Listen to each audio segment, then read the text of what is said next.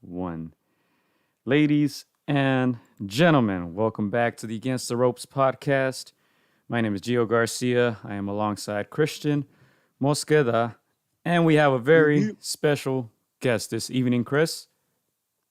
Hey, we have none other than 19-1-0, Alexis Lex Rocha. Yes, sir. Yes, Thank sir. you guys, man. Thank you guys for having me.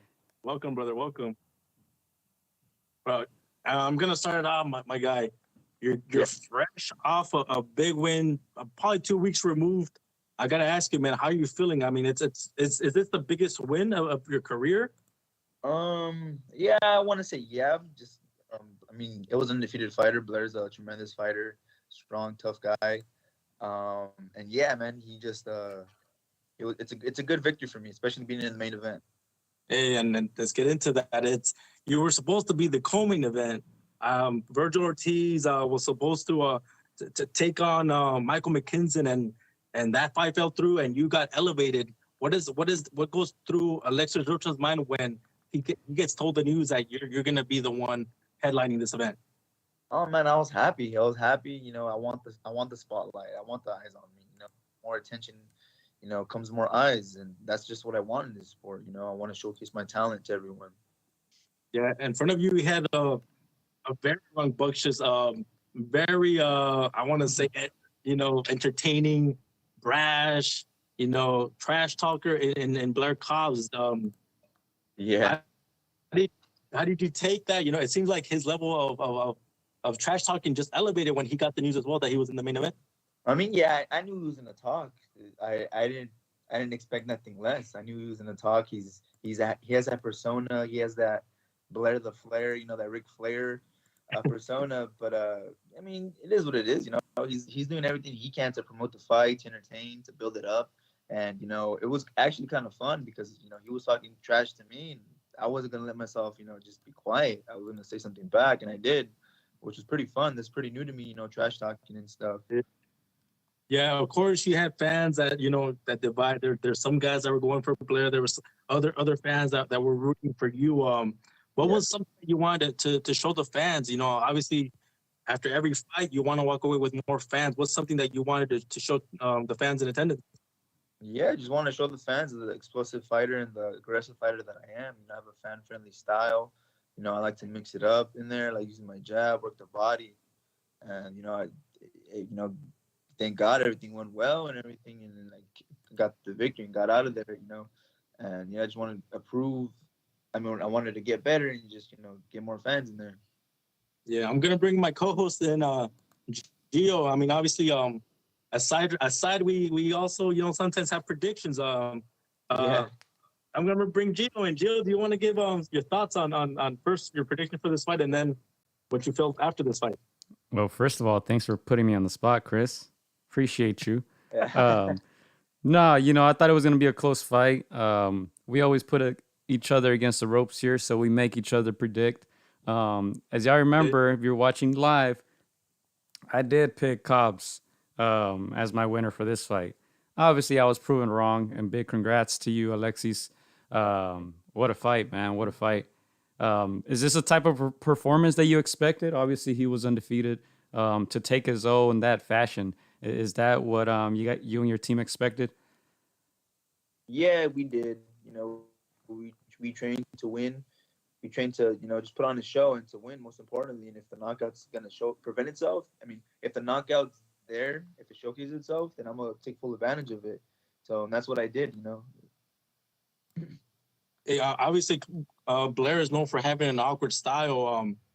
You actually gave him props for beating another fighter that was very technical in a Kadobian.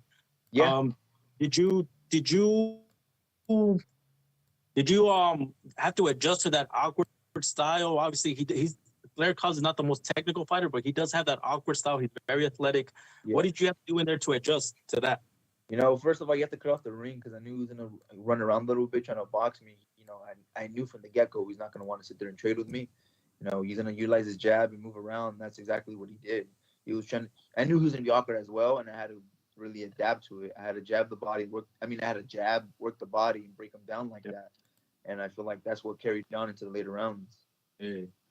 Some of the things that some of the commentators said that this was kind of your coming out fight, your coming out party. You went from, in a sense, prospect to contender to title hopeful. Is that how you Yeah. feel for this fight? Yeah, I definitely do. It was gonna catapult my career up if if I were to win and how I were to win. And I feel like I got a good knockout against an undefeated fighter. And yeah, I do definitely feel that I'm a contender now. Hey, Blair Cobbs was not shy calling out those big guys. Yeah, I'm sure you know you have to go through the Errol Spences, the Terrence Crawfords, those guys that have the titles. yeah. Who's somebody in and around your vicinity, that you want to challenge your strength. You know you have to elevate from here on. So who's somebody in and around your division that you like to challenge? As of right now, Mm-hmm. I mean anyone want to challenge me? Any up and comers? Former world titleists. There's the welterweight division is so stacked right now. You have so many names out there: the Danny Garcias, the Keith Thurmans. So many people out there. So just whoever it is in front of me, like them, like a former title world holder, I love that challenge. Yeah, Danny Garcia fight sounds nice. Yeah, um, Alexis, I want to ask you, when we think of championships cities, we think of Oxnard, we think of Philadelphia, we think of Brooklyn. We don't really think of Santa Ana. Like, yeah. what would it mean to you to put Santa Ana on the map? I mean, yeah. I mean, it would mean a great thing. Born and raised here. There's a lot of talent. Me and my brother Ronnie Rios is also gonna fight for a world title pretty soon. And yeah, man, it means the world to show and a good example and to carry our city on the back and put our city on the map. Most importantly, And I know a lot of people showed up to this fight here in LA. yeah, How do you feel having that support? Sometimes not everybody can make it to your fight, but I'm sure a lot of people showed up, and we heard it from the roar in the crowd that they were there. They were there to support you, and yeah, obviously you made them happy with that win. yeah. I mean, I'm very grateful. I mean, it means the world to me for all my fans to go out there. Not just from Santa Ana. I appreciate it. My whole community supported me, but just people from aside from that, from different places like LA, spending their hard work earned money to go support me. It means the world to me that I have fans. And it's still surreal to me that I have fans, people chanting my name. It's like, damn, it's an incredible feeling. Yeah. Did you imagine getting to this point? I know there's still more roads to fulfill, but did you imagine as a kid getting to this point, like you said, people chanting your name? Yeah, I definitely did because I mean I always envisioned everything, and just the hard work and the belief that I have in myself. I knew I was gonna get here, and then I'm just gonna keep moving forward. Hey. And we're gonna go to one of the comments, and obviously you've gone on record. You said that you learned from that previous defeat that you suffered. Would you welcome that? Is that something that esa espinita que te quieres sacar, or is that something that you're like, you know what? I think we're gonna want to bigger and better things. I mean, yeah, if the fight's there, will present itself in the future, then yeah. But for right now, I'm doing my own thing. He's doing his own thing, and that's just the way it's gonna be. Hey, we're Yeah. gonna go one of the comments. Jesus M in the chat said, "Was Cobbs predictable to you?" He wasn't that predictable. I mean, he was very awkward for the first couple rounds, and once I started hitting him and being into the body, I knew, he was in for a shorter night. Yeah, man. If for some reason Cobbs said I want to run it back, he's a guy that's still very confident. Even post interview, he got back into character. Yeah. It seemed like if he didn't even lose, but is that something that you would see down the line? If he picks up some wins, if he racks up some wins, he looks good and he calls you out, would you like to see that again? Or do you think that's one and done? I mean, you never know with boxing. Just I don't know. I don't see it running back anytime soon right now. You're like, if the money's right down the line, if he looks good, Yeah, if the money makes sense, then yeah, But as of right now, no. Alexis, did you guys obviously you guys exchanged many words before the fight? How was it after the fight? Yeah, Hmm. I didn't really get to talk to him. I saw him. I said what's up, but I feel like I was kind of far away where he didn't recognize it was me. But he posted something on social media saying like he wants to run it back, and I don't know. He just went on a rant, so I was like, he tagged me in it, so that's how I saw it in the my direct message. So I just liked his message. I didn't repost or anything. And Okay. he just he put the little prayer emoji, you know. Hmm. He put that, and I liked that too, and I put God bless, and then he just put YouTube, and that was just it. Yeah, there was talks before the fight that one of you guys could have stepped up and replaced Virgil and taken on McKinson. Is that something that interests you immediate after this, or do you feel like McKinson still has to make a name for himself a little bit more over here? No, I mean McKinson's ranked number 3 in the WBO, so he's already climbing up. He's ahead of me. He doesn't have to make a name for himself. But if the fight makes sense, like I said, then yeah, we'll go on with that. McKinson's a great fighter. I actually got to talk to McKinson during fight week. I give him respect, man. He's a tremendous fighter, very slick, awkward fighter as well. He's a southpaw, and we exchanged some words. He's a cool dude, and we talked about if we were to fight, we'll do it. He wants to do it in Vegas, but I want to do it in UK. But whatever makes sense. Okay. Another fight in the welterweight division that has all eyes on it is Yordenis Ugas taking on Errol Spence Jr. Do you have a prediction for that, or what are your thoughts on that fight? I mean, Ugas, he shows that he's no walk in the park when he beat Manny Pacquiao. He outboxed Manny Pacquiao. He pretty much made him look a little average, and that's the living legend right there. So you can never take that away from Ugas. And then Errol Spence was just a beast. He's a monster. Him and Terrence Crawford are the boogeyman in the division. But you don't know how Errol Spence is going to react after the eye surgery, the big eye injury. But I still would have to go with Errol Spence. He's just a beast. Hey, Not a bad now I'm prediction. gonna pose you this question. Everybody obviously wants to. I'll go, Gio. No, I just said not a bad prediction. I agree. Yeah. I'm gonna pose you this question, Alexis. Obviously, everybody wants to see Terrence Crawford versus Errol Spence Jr. And everybody always has a prediction. The media, journalists. I want to ask your prediction from a fighter that's in that division. Who do you think wins if those guys ever go at it? Damn, I don't know. That's a good question. Errol Spence is a technician. He's an aggressive boxer. He likes to break down the body and use a jab. Very nice. He has good reach. Punches hard. But Terrence Crawford, he just adapts to any style. So, damn, I don't know with that fight, honestly. It's a 50-50. Okay, and you're still very young. You're 24. Yeah. Those are fights that you can, if those guys decide to stick around the sport, those are fights that you might see down the line, maybe at 26, 27, 28. How do you envision a fight with one of those guys?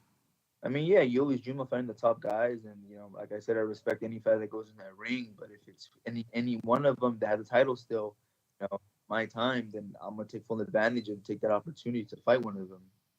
And I'm going to bring it back to Santana. I'm sure you have a lot of people that you're inspiring, kids, teenagers in that ring. What's the message that you tell those guys that, they're starting to see you rise up, again, taking on this main event, and then it looks like things are just going to get, those doors are going to keep opening. What message do you have to these kids that look up to you? Yeah, I went to career day today to my old intermediate school, to my junior high school. So I went today, did a career day, and I was talking to a kid who's actually troubled. He's going down the wrong path right now. One of the teachers brought him to me, and he's like, "Oh, can you please talk some sense to this kid? Because, he's kind of similar. He was kind of similar to me because I came from divorced parents. I was kind of going the wrong way. I was overweight, and I just told this kid, look, you have to go a certain direction where you don't feel like it's gonna be right. Because if you go the right direction to if you're with your friends and you keep talking to them, you keep hanging around with them, that's not gonna go to a smooth direction. Because most of the times those friends get you in trouble. And you got to separate yourself from them and just find whatever you do. Find the hobby that you like. For my instance, it was a sport that I liked, and just stick to it. It doesn't have to be school. It could be a career. It could be a sport that you could eventually turn into a career. You could be a firefighter, a police officer, but whatever you do, just have that passion for it. Always be humble and hardworking, and go towards those goals. Eso es todo, man. Hey, I'm about that. Yeah, no, dude, thanks for taking the time, because a veces, sometimes only somebody like you, a fighter, or somebody that a kid, sees themselves in, can get to them. So no, Yeah. I apologize, Alexis. No, thank you, man. It's as a like you said, going back to Santa Ana, those are my roots. Not that many people see the bright, hardworking people that come out of here. They just focus on the bad, and I want to get those bad people, like bad kids, especially, out of there, out of that. Hey, before we let you go, Alexis, I know you got to working today. You were training. You went to do this career day. I know you're a busy guy. But a question before we let you go. What do you want to be in 5 years? What's something that you want to accomplish when Alexis Rocha is 29? What do you want to look back and say, I did this in the next 5 years? Yeah, in the next 5 years, I want to be a world champion. That's just the main goal that I have. I want to defend my title. I want to win multiple titles in the division. Try to unify. That's very hard to do nowadays, and just want to unify a world title. And other than that, I want to set a great example for the up and coming fighters, up and coming people coming up in the community, or doesn't have to be in the community, in the U.S., wherever, from Mexico, it doesn't matter. Just want to give, I want to be a good role model, good example to the kids that you can go anywhere if you're in trouble, if you come from a broken home, if you're overweight. I was overweight. I weighed 205 pounds when I was 11 years old. So you can do anything as long as you put your mind into it. Oh yeah, and before we let you go, we're gonna read it. Yeah, let me go ahead and read one of the questions from our guy ComicsVit. Shout out to him for checking in. Assuming Pacquiao was still active, he asks, would you prefer to fight a legend like a Pacquiao or a title fight? Just rapid fire. Which one you choose off the bat? I don't know. Like, part of me wants to say a legend because that's like the passing of the torch. Like, you fight one legend and you want to beat him, and then that's your own legacy now. Like, he passes a torch to you for you to be your own legend and leave your own legacy. But part of me is like, I don't want to fight a legend because that's a legend, because he's already out of his way, and you don't want to beat up a role model, Yeah, that's a tough one right there. Thanks, ComicsVet, for the question. Yeah. Yeah, no, Alexis, once again, thank you for taking the time. I know you had a lot of commitments today, and you took the space to come and talk to us. I really appreciate it, brother. No, I appreciate you guys for having me. Like I said, appreciate you guys. If you guys want to do another interview in the future, I'm more than happy to do it, man. Thank you guys. Hold on. Well, we'll go to your gym, bro. Si nos abren las puertas, we'll see how. Claro que sí, man. Yeah. Claro. So, hermano. And final question: How soon can we expect you back in the ring? I want to be active this year. A lot of young fighters aren't being too active, or there's a lot of inactivity, and inactivity ruins young fighters and ruins any fighters, really. So I hope to be back in June, early July. That's all. Any names that you want to throw out there? I mean, no names, man. No names at the moment. I leave that to to Golden Promotions, my promotional company. Perfecto. Awesome. Thank you, brother. Thank you for your time. Thank you, man. Muchas gracias, bro. And we'll definitely get in contact again and see if we could do a longer podcast, come and visit you in Santa Ana. Yes, sir, man. That'll be good. Thank you, guys. Awesome, guys. Alexis Rocha, ladies and gentlemen. Alexis Rocha. Yes, sir. Have a good one. Take care. All right, guys. You too. Have a good one. Thank you for having me on again. All right, ladies and gentlemen. Alexis Rocha, fresh off a huge win against Blair the Flair Cobbs. Thank you very much, Alexis. He's going to go get some rest. Thank you, guys. I appreciate it. And we'll continue the podcast here. Thank you. Big win, Chris. Huge win. Yeah, no, huge win. I think obviously it's the event that took over, and obviously all eyes was gonna be on them. Obviously, people know Blair the Flair for his entertaining style, but in this instance, it was the boxing skill, the grit, of Alexis Rocha that saw the win, and he connected perfectly, and it seemed like Blair never recovered from that first knockdown, Gio. Yeah, without a doubt. And I was very, very surprised. I expected this to be a very competitive fight. Didn't turn out to be that competitive, right? Alexis Rocha just took over and definitely put anyone at 147 on alert, without a doubt. Yeah, no, that puts him up there. And like I mentioned earlier, Blair went on record saying he's out there calling the arrows fences. He's over there, starting some Twitter drama, but he got him noticed. And so now Alexis takes this win, I'm sure those guys are around him saying like, who's this guy that beat Blair? Okay, I'm gonna keep him on the radar. So yeah, Alexis Rocha, 24 years old. He's still very young. He's got a good amount of space to work with. And like you guys heard it there. He wants the big names. He wants to be a title holder, and somewhere in the next 5 years. So hopefully he builds those steps and he gets to the fights that everybody wants.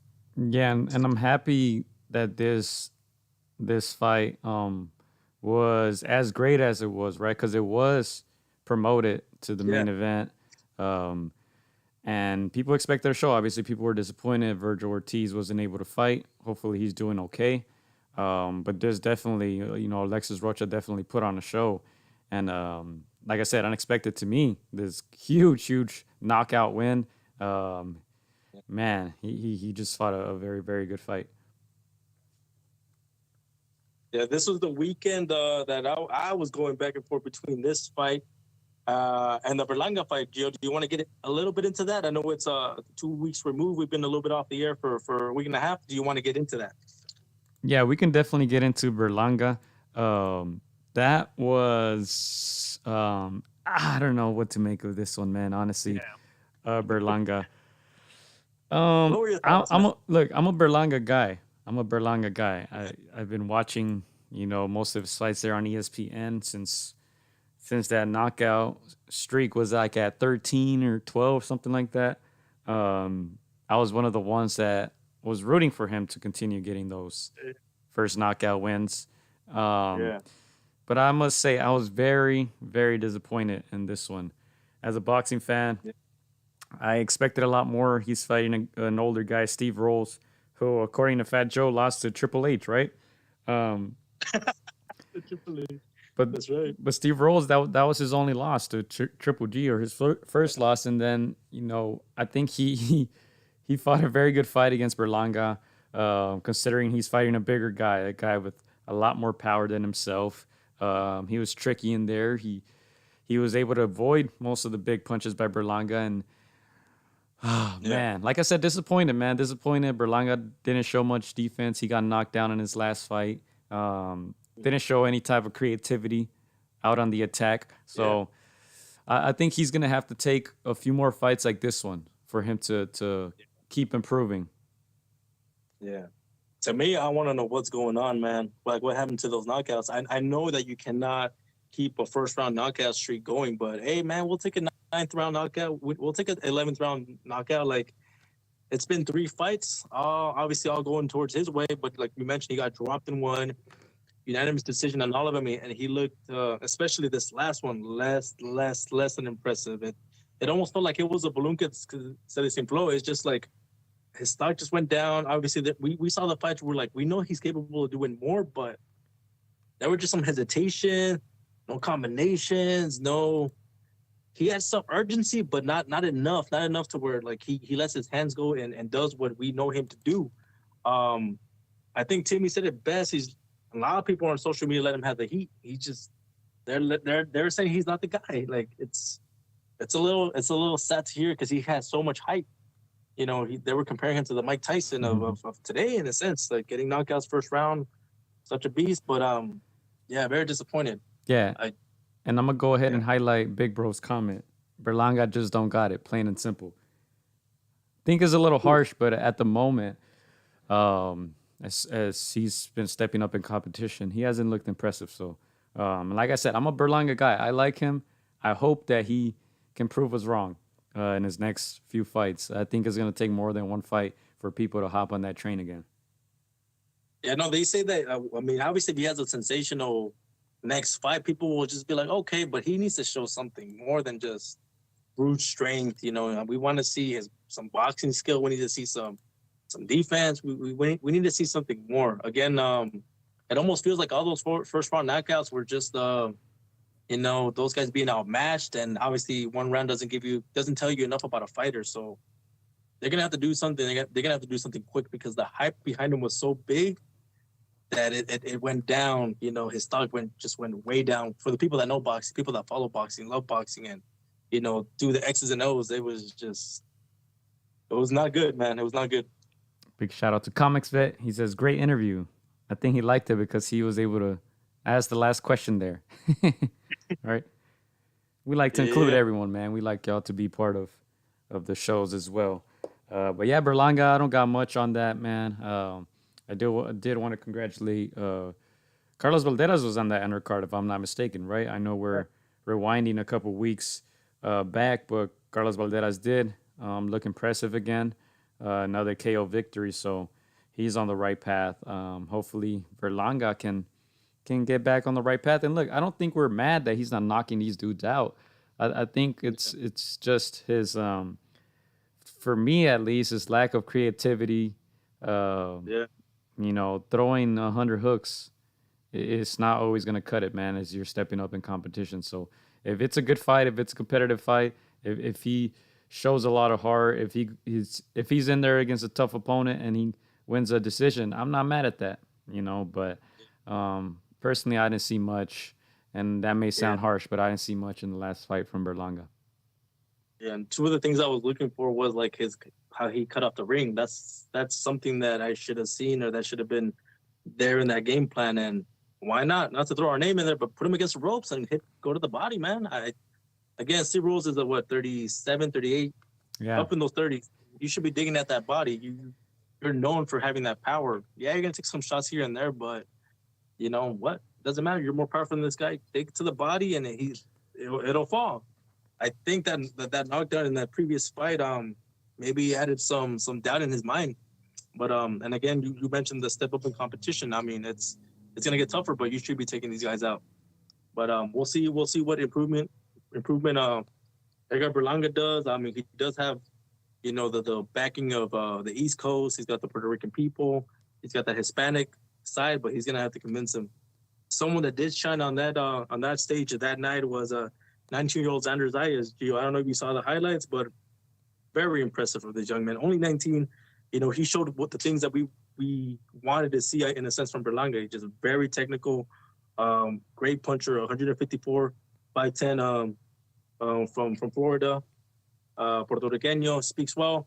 And I think he's got the goods. This kid, very young, like I mentioned, and just showed a ton of skill in that fight. Yeah, he's one guy that I wasn't too big on at first, but every fight he's growing on me, man. Xander Zayas, I'm sorry. Looking good, man. Looking good. He obviously has good size, like you mentioned, 154. He's gonna keep getting stronger and better. So can't wait until he fights again. And he's taking it slow. He made some comments saying that he's not gonna rush the process. He wants to enjoy it, and he's not gonna rush into it with big names like others have done in the past. He's taking his time, and obviously he trusts his team. He trusts his promoter, his people. So I think he's doing a great job. Going back to some comments here, Jacob Torres says, good to see you guys back. Thank you, Jacob. Jacobo, he says, do you guys remember Berlanga asking for Canelo and Benavides? Yeah. I remember seeing that post, and I was like, I mean, I get it, the first round knockouts, the hype, but I was like, there's levels, there's a reason why Canelo's there, and you're just starting. I thought it was a little, too. What's the word? I can't even find the word for this.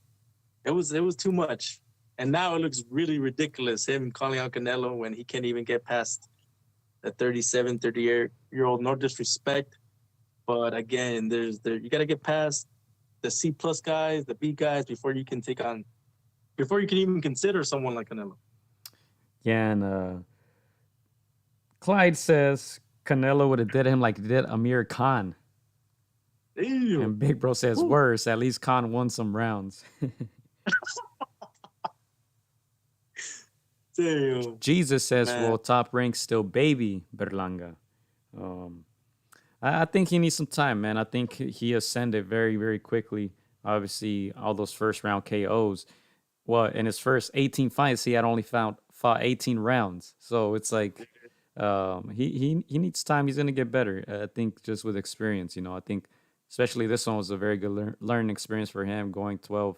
The last one, too, getting dropped. So hopefully that makes him a better fighter because, look, Puerto Rico needs it. We mentioned Xander Zayas, right?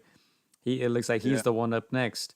Um, and now if Berlanga can be up there with him too, Puerto Rico's they need a star, man. They need a star. They haven't had one since Miguel Cotto, so that can renew, that Puerto Rico Mexico rivalry. Um, in the more recent ones, Mexico's been taking the W's, man. More recently, Jose Ramirez against Jose Pedraza, and we already know what happened with Jose Chon Cepeda and Jose Vargas. So Jose Vargas, who did fight last week, and we can get into that in a little bit. Yeah. Now for Berlanga, he's one of those fighters that falls in love with their power, but that power will only take them so far. I think of a guy like David Lemieux, who was he's still known for his power, but obviously you go against a technician, you go against somebody that has some ring IQ, they're gonna frustrate you. So Berlanga has to go back to the drawing board, back to his team, and go work on some fundamentals. He's relatively young, he can still work on some things, but I don't want to say this word, but a lot of fans saw, a lot of holes in his game that he's going to have to, fix before he takes on better competition, because he will be exposed. Yeah. Max coming in hot, man. Max coming in hot. But anyway, I think we can move on. I'm not going to read it, but I think we can move on.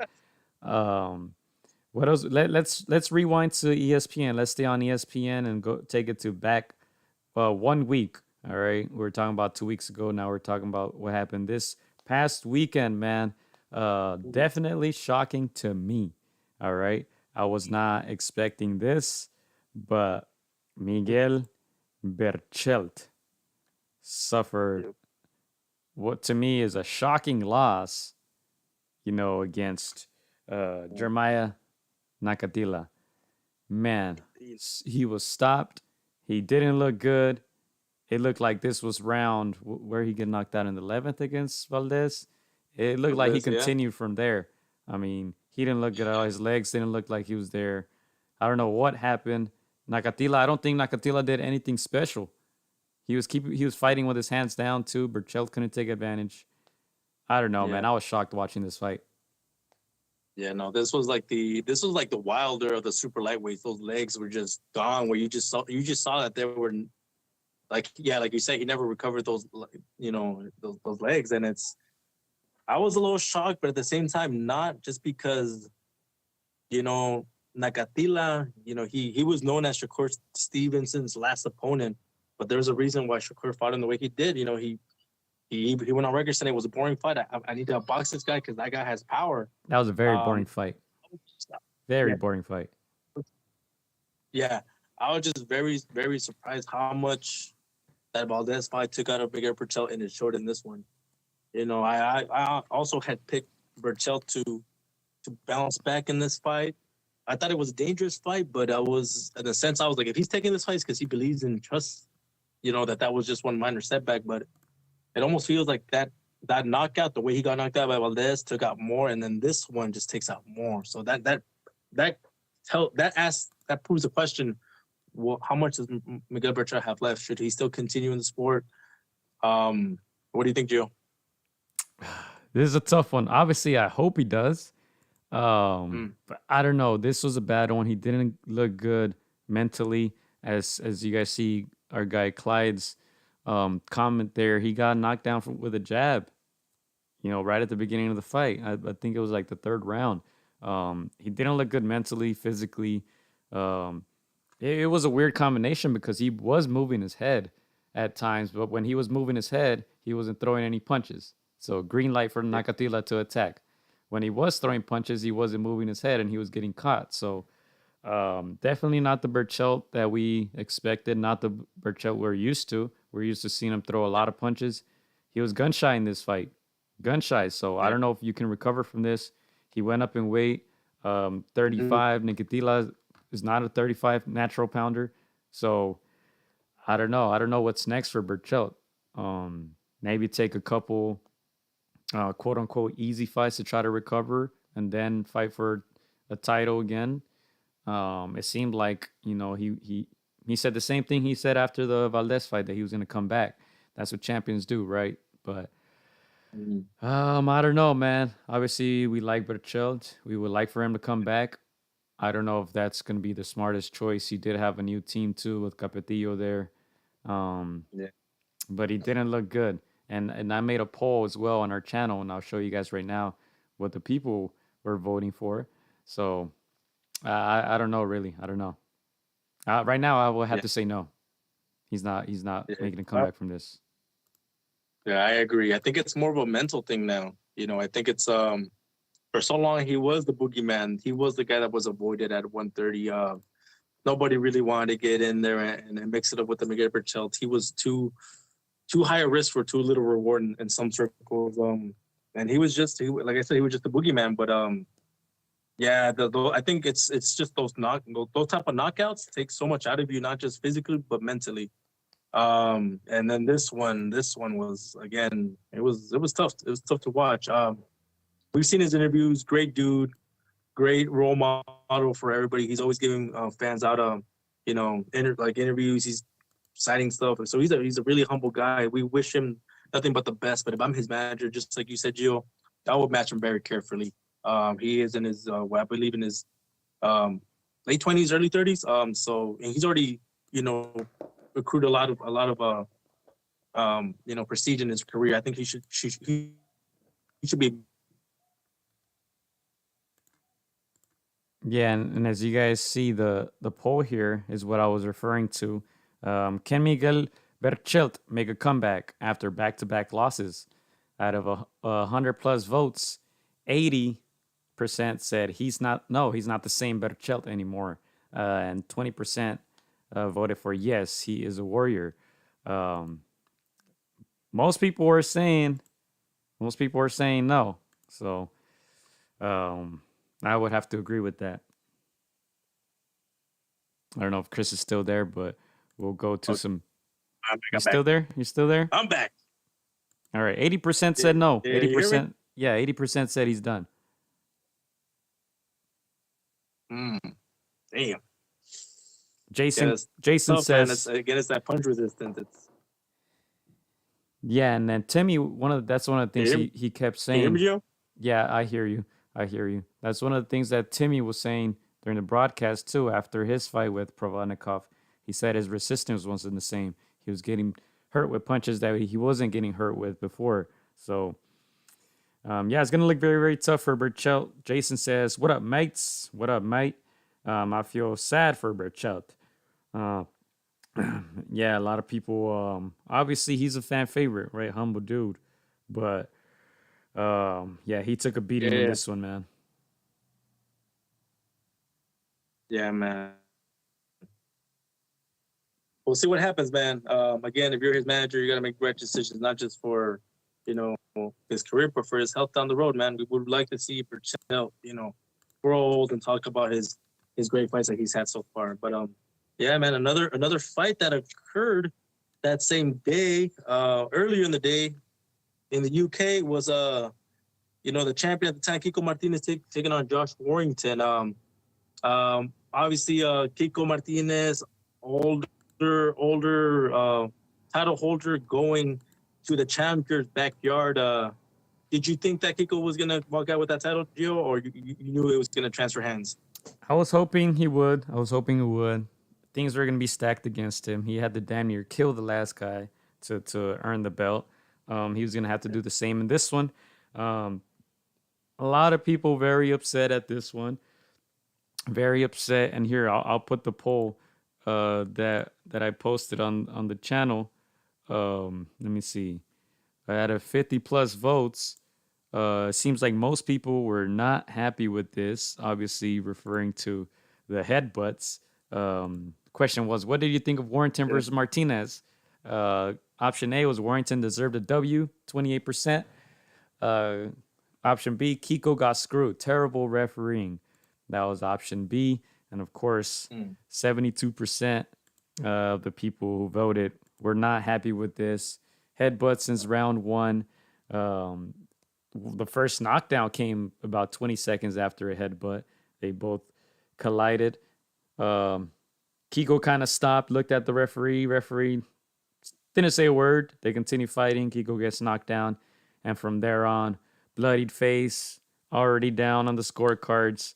It was more than an uphill battle for Kiko. He was frustrated. Yeah. Obviously, referee wasn't helping. Josh Warrington constantly led with his head, with his shoulder, with his forearms, leaning on Kiko against the ropes there. Referee warned him a couple times, a lot less than he really should have. But yeah, a lot of people are not going to be happy about this one. And tough loss for Kiko Martinez and his trainer, our friend of the show, Tinin Rodriguez, right? I'm sure this is not what they expected, but fighting over there with a favorable crowd, with the judges, with the referees, man, tough loss for Kiko. Yeah. Yeah, no. For me, it was just like I kind of felt Kiko was not going to come out with the title. Like you said, everything was against him. The venue, the crowd, everything was against him. And for me, he had to get a knockout, in my opinion, to keep his title. And I kind of felt he was going to lose that title. I hope he got paid handsomely. I hope he got, a big enough purse where he said, at least for the foreseeable future, because at that age, yeah, he needed a knockout to keep his title. But yeah, of course, all the crowd, all the money is in the UK, the way it is in Vegas here. But yeah, man, I didn't see Kiko walking out of that ring with the title unless it was a knockout. And again, hopefully, it reminds me of the Charles Martin when Charles Martin went over to the UK to face Joshua. In a sense, he was giving up the title, but he got a $5 million purse. I don't know the numbers for Kiko, but I hope him and his team, got paid, for this fight, because we clearly saw everything was in Warrington's favor, from the headbutts to the non-calls. Everything was in his favor. Yeah, and this was a rematch. The first time Warrington walked away with a W, majority, very close fight. So Kiko was looking to get this one back. Didn't happen. He ended up with many stitches on his face. Warrington ended up with a broken jaw as well. So both of them were wounded. But Kiko wished him well. Kiko wished him out well. I saw a message from his trainer, Tinin Rodriguez. He says, obviously, he was thankful, for the opportunity to be able to put on a show over there, but obviously wasn't happy. Obviously wasn't happy with how things transpired. But they're gentlemen. They're not gonna say too much. They're gentlemen. But yeah, most people weren't happy with this one, and we see a lot of comments here. Josh El Cabezon Warrington says Jason Costa. Max, you did miss the Rocha interview that happened right at the beginning of the podcast, but you can rewind after this, if you want to watch that. Warrington is so dirty, says Max. Big Bro says Warrington is weak sauce, headbutting chump. Lada whoops him again. Strong words there. But yeah, I don't think he wants a Lada fight, huh? I don't think he wants it. Obviously there's another guy who's lined up, who was promised a title shot. He told us, and I'm wearing the shirt right now. He was kind enough to give me one of his team shirts, El Venado Lopez, right? So we'll see if Warrington. I think Big Bro was saying they might give Wood a title chance. He just knocked out Conlon, so of course they want to keep it over there. But there are two guys, Mexicans, Mauricio Lara and Venado Lopez, who will be waiting for him. Let's see if he gives him a chance. I don't think he will, but he should. Yeah. When Warrington knocked out his UK state countrymate a couple years back, I thought I was very impressed with Warrington, and nothing in that division impressed me more until I saw Lara. This unknown going overseas, being the B side and completely destroying Warrington in that first fight, and obviously we know what happened in the second fight, but. Yeah, I don't think Warrington I don't think they want anything to do with Lara.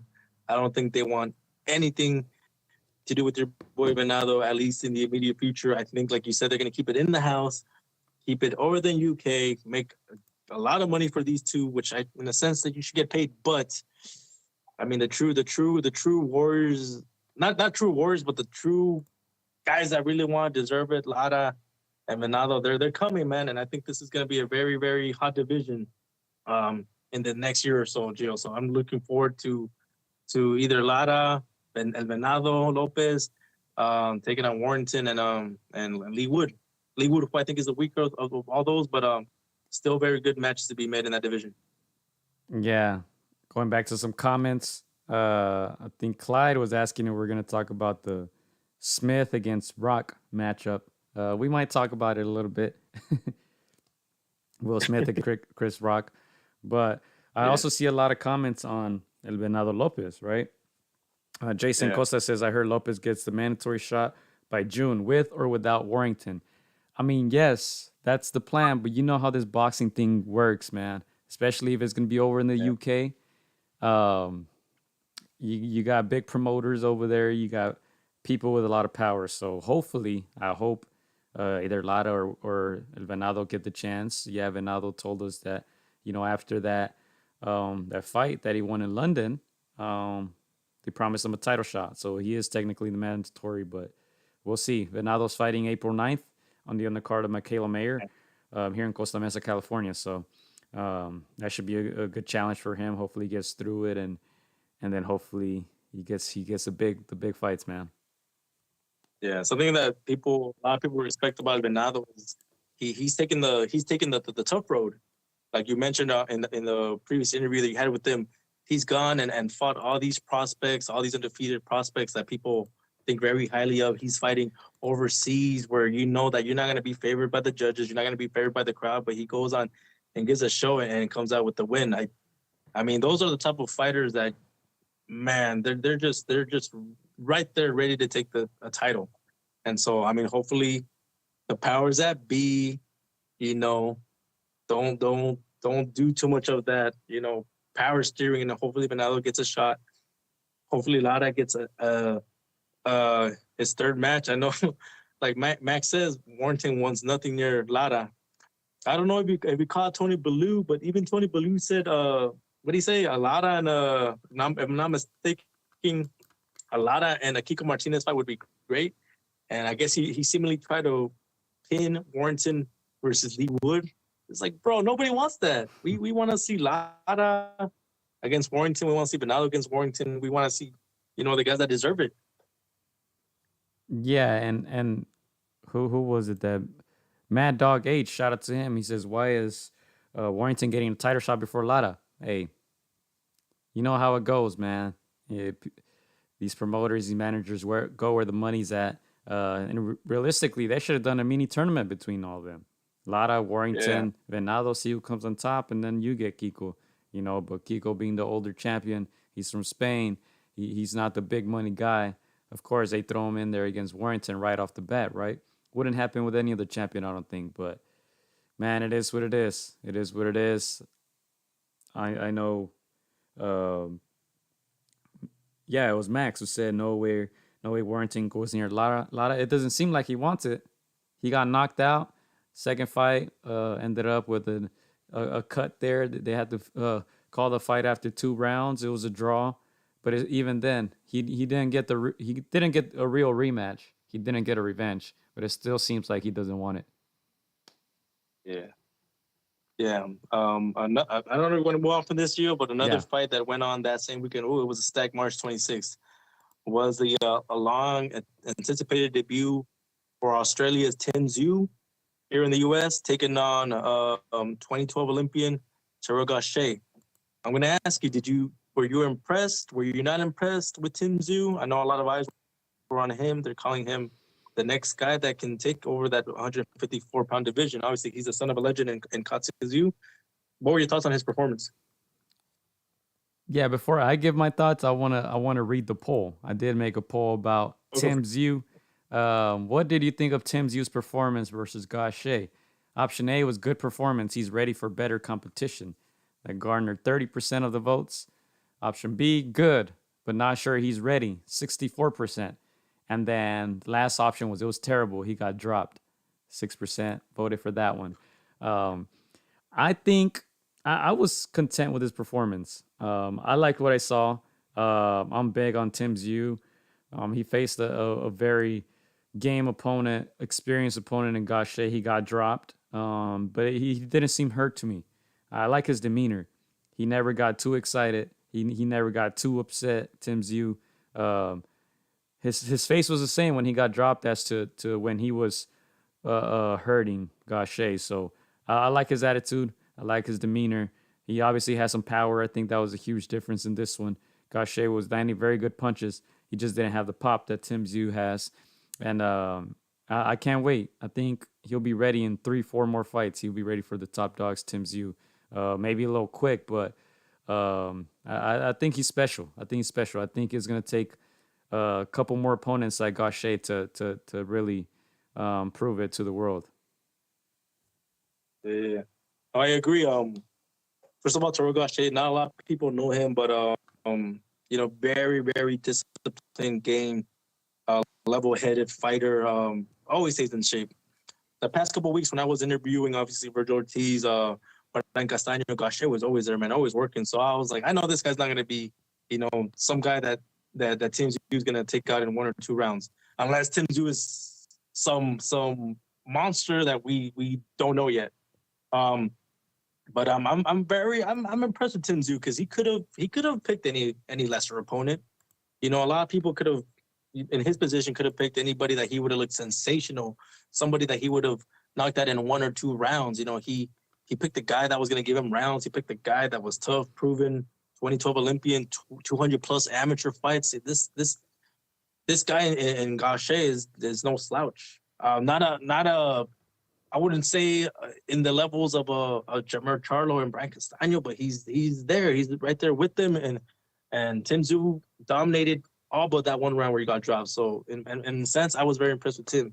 Even how you said he got up and stayed composed, didn't get nervous, didn't let the lights, that pressure fall on him. So I was relatively impressed with Tszyu. Yeah, he got knocked down in the first, so he never lost his composure. Any other, younger fighter, any other contender would have probably been a little frustrated, gotten wild. But Tszyu took his time, broke Gausha down. Gausha obviously showed a lot of heart, showed a ton of heart. Any other fighter would have been down with all those big shots by Tszyu, but Tszyu never really looked in danger. And of course, you mentioned Gausha. You got to mention his sparring partners, Brian Castaño, Virgil Ortiz. They're training with Manny Robles, so he had tremendous preparation, But Tszyu was just a little too much for him. Can't wait, man. A lot of people are not too big on Tszyu, but I like him. And those comparisons with his dad are always going to be there. Yeah, he's always going to have that pressure that you're not good and you're not as good as your dad. You're all right. You got some pop, but you're not your dad. How do you think that affects him, Gio, in a sense? I don't think it does, man. That's a crazy thing to say. I don't know if it does. Obviously, a lot of people are going to talk, but I feel like a lot of people of this newer generation maybe don't remember Costa Tszyu, right? So it's mostly going to be like the media, the older people in media who are going to make those comparisons. But I like him. That's why I'm rooting for him, because normally any son of a legend, 9 times out of 10, they don't live up to the name. And I feel like right now he's doing a tremendous job.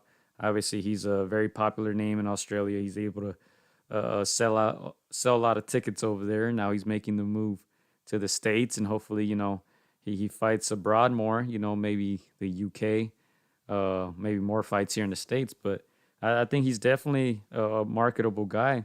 Not only his name, but his style is favorable. He's a guy who's going to come forward. So, yeah, I'm excited. I'm excited to see what comes next for him. Yeah, I know that we saw in the interview that he called out Brandon Adams to fight in Australia. Brandon Adams, knowing the politics that happen when you fight overseas, was like, no, but we could do it here. He's already fought, he's fought here. We could do it over here, man. So hopefully something like that happens. We get a call. I think Brandon Adams would be a great test for Tszyu. In a sense, he's like a Terrell Gausha, always in shape, always stays fit. We see the interview. He's waiting for that phone call. Anybody in the top 154, and so Yeah, man. The 154 division is also heating up, man. And so with Brian Castaño, with Jermel Charlo, with Sebastian Fundora taking on Erickson Lubin, that 154-pound division is starting to take shape, man. I'm excited for that one. Yeah, and Clyde says, still don't like him because I don't like his dad. See, and he's gonna receive a lot of that hate, just from his name. But Big Bro says not impressed with you, not ready for Castaño or Charlo. He's too stiff with his upper body, stands too straight up, gets caught by those two, possibly stopped. And that fight is coming up soon, man. Castaño and Charlo. That's gonna happen here, at the Dignity Health Sports Park, here in Carson, California. So yeah, that should be good. I'm kind of surprised that it's here. I would think that they would put that fight elsewhere, but there's a lot of good boxing fans here, in Southern California. Mucho argentino acá también is gonna come out support. Oh, I think they'll go anywhere. Clyde and a lot of our uncles don't like his dad, Cassius's dad, or Tim's dad. And we obviously know him for having that great knockout power, and if you see those YouTube videos, he did drop the great legend in Julio Cesar Chavez Senior. So yeah, that's where it comes from, says Clyde. Like. That's where it comes from. Yeah, but yeah, go ahead. I was gonna say, do we want to get into that into the fight that Clyde told us about? Gio, you want to get into that? Which one? The Amir Rock? Amir, yeah. He took it well. I had fun making memes about it. He definitely showed a better chin than a lot of fighters, including Josue Vargas. Man, we didn't talk about that. I didn't even get to catch it. I was trying to catch the replay of the telecast on ESPN Plus. He wasn't even on the main televised card, so I have to look at it up on YouTube because it wasn't on there. I rewinded. I went through all the fights, and his name wasn't even on there. So, but I heard he got dropped again a couple times, survived and won. So, Jose Vargas, of course, got rocked by Jose Troncepeda. So he's trying to make a little bit of a comeback, just like Gabe Flores. Gabe Flores fought recently too. He was beat by El Venado Lopez. Yeah.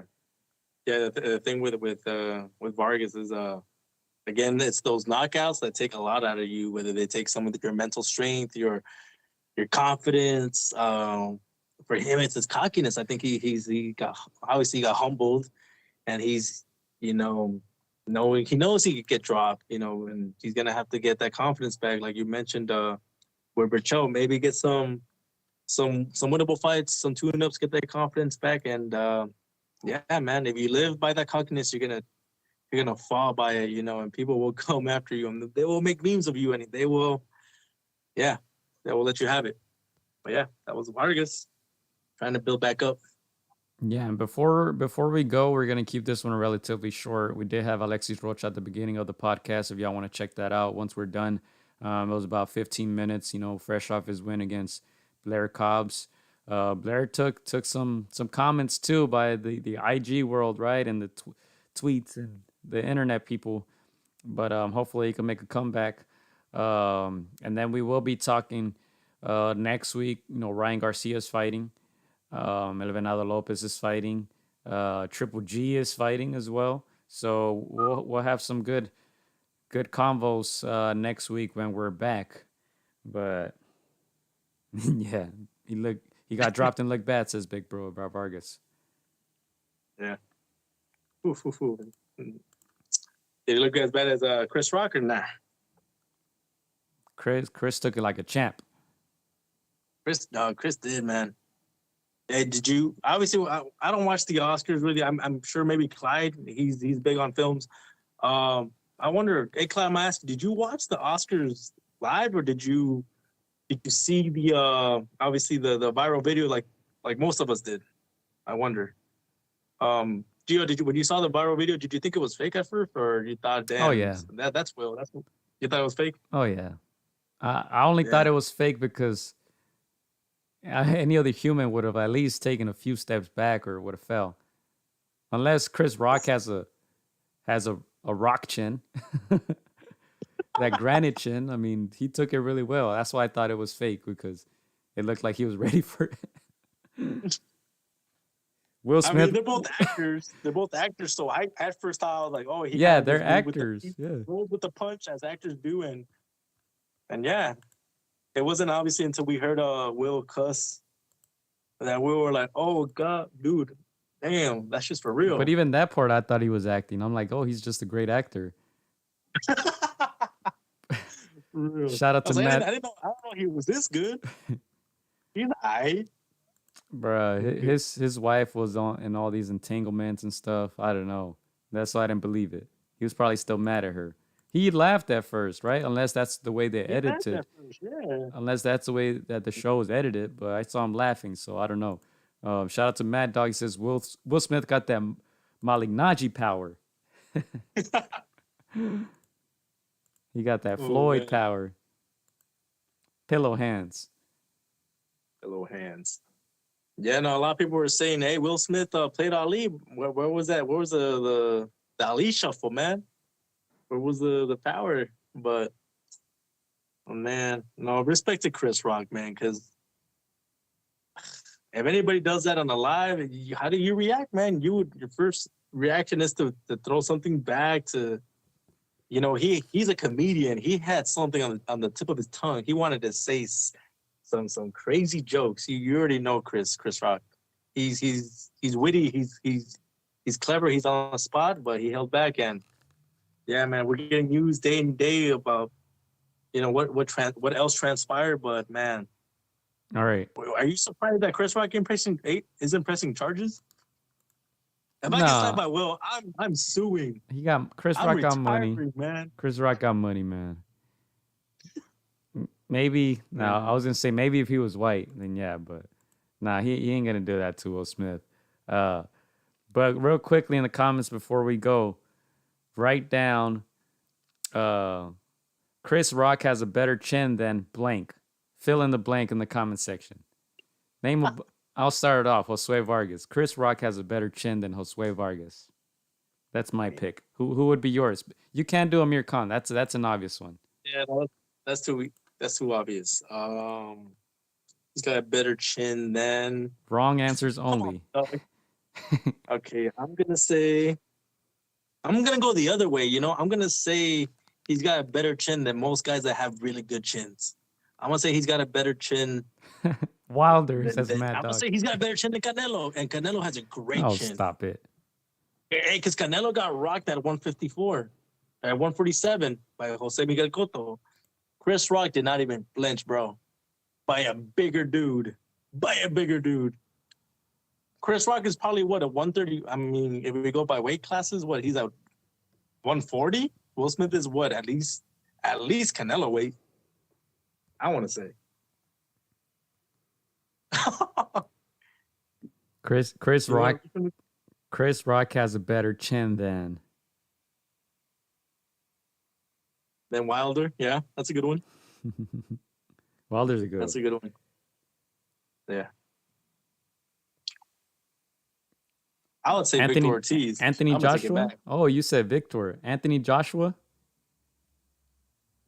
Oh, yeah. Joshua's been rocked here and there. These comments. Yeah. Like Alexis said. You can bet on Chris making a bad comment at least 3 times during a podcast. There's number 3 for you right there. Hey, I'm saying he got a Chris Rock got a pound for pound chin. You know, that's what I'm trying to say. You know, I'm not even gonna read Mad Dog. Mad Dog's comment. Y'all started getting wild toward the end, man. For real. Yeah, brazy. But anyway, this Saturday we will be back on the commentary table. Marv Nation Promotions. All right, it's going down Pomona, California. Tune in. We'll share the link on our YouTube channel and all the other stuff if we have time. But tune in, Marv Nation Promotions channel, live boxing. There's always good talent there, and you guys will listen to us talk our smack on air. So, yeah, tune into that. Yeah. Algeri says Big Bro. Algeri. only when they let him out the cage. Yo, I want to see Chris Rock versus Will Smith on that next Jake Paul undercard. I'll pay for that. Let's go, mates. Let's go, mate. All right. I think that's it. Let's get out of here, man. Thank you guys for tuning in. Thank you guys for keeping the live chat lit. Make sure you check out the Alexis Rocha interview if you didn't check it out.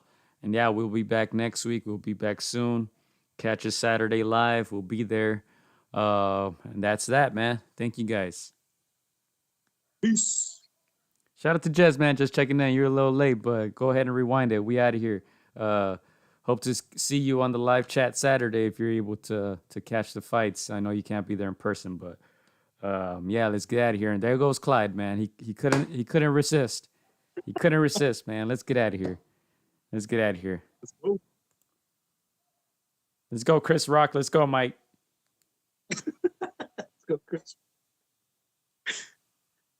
Everybody hates Chris. All right, mates, we out. Michael, you already know I'm a fun guy. Hola amigos, soy Juan Francisco Gallo. Quiero mandar un saludo para mis amigos de Contra las Cuerdas, que se le muchas ganas, un abrazo, muchas bendiciones. Shout out to Against the Ropes. You know what mine is? Let's box bitches. It's almost fight night. Shout out to Against the Ropes. Thank you for the support. Keep doing your thing. You're doing a great job. So thank you and best wishes. Against the Ropes. Huge shout out to Against the Ropes. Against the Ropes. Shout out to Against the Ropes. Thank you guys for the interview and hope to see you very soon. Against the Ropes, always doing the right thing. Shout out to Against the Ropes, man. I appreciate you guys for having me, taking the time on y'all day. Against the Ropes, #1. Freddie Roach. Thank you very much.